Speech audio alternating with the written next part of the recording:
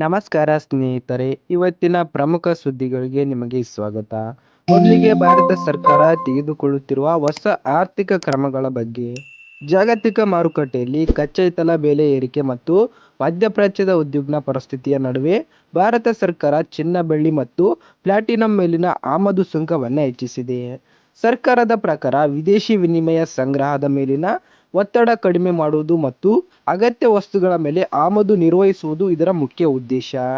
ಇಂಧನ ಮತ್ತು ಗ್ಯಾಸ್ ಬಳಕೆ ಕಡಿಮೆ ಮಾಡುವ ಬಗ್ಗೆ ಪ್ರಧಾನಿ ನರೇಂದ್ರ ಮೋದಿ ಈಗಾಗಲೇ ಕರೆ ನೀಡಿದ್ದಾರೆ.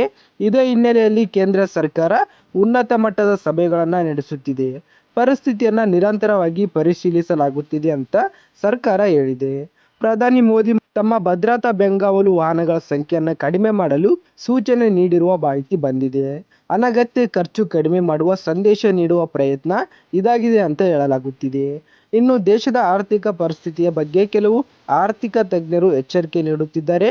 ಜಾಗತಿಕ ಯುದ್ಧ ಪರಿಸ್ಥಿತಿ ದೀರ್ಘಕಾಲ ಮುಂದುವರೆದರೆ ಇಂಧನ ದರ ಮತ್ತು ಆಮದು ವೆಚ್ಚ ಮತ್ತಷ್ಟು ಏರಿಕೆಯಾಗುವ ಸಾಧ್ಯತೆ ಇದೆ ಅಂತ ವಿಶ್ಲೇಷಣೆ ನಡೆಯುತ್ತಿವೆ. ಇದೇ ವೇಳೆ ಏರ್ ಇಂಡಿಯಾ ಕೆಲವು ಅಂತಾರಾಷ್ಟ್ರೀಯ ವಿಮಾನಗಳ ಹಾರಾಟವನ್ನು ತಾತ್ಕಾಲಿಕವಾಗಿ ರದ್ದು ಮಾಡಿದೆ. ಇಂಧನ ವೆಚ್ಚ ಏರಿಕೆ, ರೂಪಾಯಿ ಮೌಲ್ಯ ಕುಸಿತ ಮತ್ತು ಪ್ರಯಾಣಿಕರ ಸಂಖ್ಯೆಯಲ್ಲಿ ಇಳಿಕೆ ಇದಕ್ಕೆ ಪ್ರಮುಖ ಕಾರಣ ಅಂತ ಹೇಳಲಾಗಿದೆ. ಮಧ್ಯಪ್ರಾಚ್ಯದ ಕಡೆ ನೋಡೋದಾದರೆ ಅಮೆರಿಕ ಮತ್ತು ಇರಾನ್ ನಡುವಿನ ಉದ್ವಿಗ್ನತೆ ಮತ್ತೆ ತೀವ್ರವಾಗುತ್ತಿದೆ. ಇರಾನ್ ತನ್ನ ಅಣು ಕಾರ್ಯಕ್ರಮವನ್ನು ಮುಂದುವರಿಸುವ ಬಗ್ಗೆ ಕಠಿಣ ನಿಲುವು ತೋರಿಸಿದೆ. ಅಮೆರಿಕ ಕೂಡ ತನ್ನ ಎಚ್ಚರಿಕೆಗಳನ್ನು ಮುಂದುವರಿಸಿದೆ. ಇದರ ನಡುವೆ ಇರಾನ್ ತನ್ನ ರಕ್ಷಣಾ ವ್ಯವಸ್ಥೆ ಮತ್ತು ಕ್ಷಿಪಣಿ ಸಾಮರ್ಥ್ಯವನ್ನು ಮತ್ತಷ್ಟು ಬಲಪಡಿಸುತ್ತಿದೆ ಅನ್ನೋ ವರದಿಗಳು ಹೊರಬಿದ್ದಿವೆ.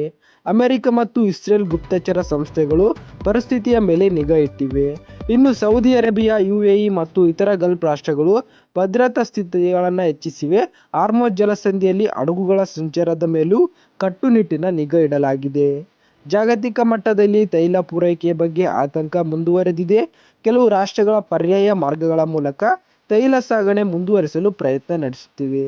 ಇನ್ನು ಅಮೆರಿಕ ಅಧ್ಯಕ್ಷ ಡೊನಾಲ್ಡ್ ಟ್ರಂಪ್ ಮತ್ತು ಚೀನಾ ಅಧ್ಯಕ್ಷ ಕ್ಸಿ ಜಿನ್ಪಿಂಗ್ ನಡುವೆ ಮಹತ್ವದ ಮಾತುಕತೆ ನಡೆಯಲಿರುವ ಮಾಹಿತಿ ಇದೆ. ವ್ಯಾಪಾರ, ಯುದ್ಧ ಪರಿಸ್ಥಿತಿ ಮತ್ತು ಜಾಗತಿಕ ಆರ್ಥಿಕತೆ ಪ್ರಮುಖ ಚರ್ಚಾ ವಿಷಯಗಳಾಗಬಹುದು ಅಂತ ಅಂದಾಜಿಸಲಾಗಿದೆ. ಚೀನಾ ಮತ್ತೊಮ್ಮೆ ತೈವಾನ್ ವಿಚಾರದಲ್ಲಿ ಅಮೆರಿಕ ವಿರುದ್ಧ ಆಕ್ಷೇಪ ವ್ಯಕ್ತಪಡಿಸಿದೆ. ತೈವಾನ್ಗೆ ಶಸ್ತ್ರಾಸ್ತ್ರ ಪೂರೈಕೆಯನ್ನು ನಿಲ್ಲಿಸಬೇಕು ಅಂತ ಚೀನಾ ಆಗ್ರಹಿಸಿದೆ.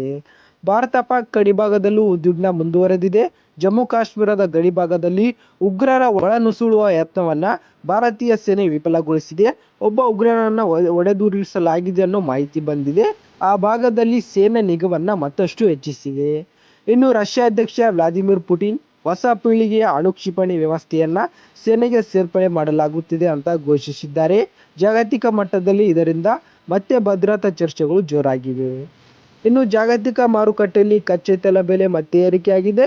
ಇದರ ಪರಿಣಾಮವಾಗಿ ಷೇರು ಮಾರುಕಟ್ಟೆಗಳಲ್ಲಿ ಅಸ್ಥಿರತೆ ಹೆಚ್ಚಾಗಿದೆ. ಭಾರತದಲ್ಲೂ ಸೆನ್ಸೆಕ್ಸ್ ಮತ್ತು ನಿಫ್ಟಿ ಕುಸಿತ ಕಂಡಿವೆ. ರೂಪಾಯಿ ಮೌಲ್ಯದಲ್ಲೂ ಒತ್ತಡ ಮುಂದುವರೆದಿದೆ. ಚಿನ್ನ ಮತ್ತು ಬೆಳ್ಳಿ ಬೆಲೆಯಲ್ಲಿ ಕೂಡ ಭಾರಿ ಏರಿಳಿತ ಕಂಡುಬರುತ್ತಿದೆ.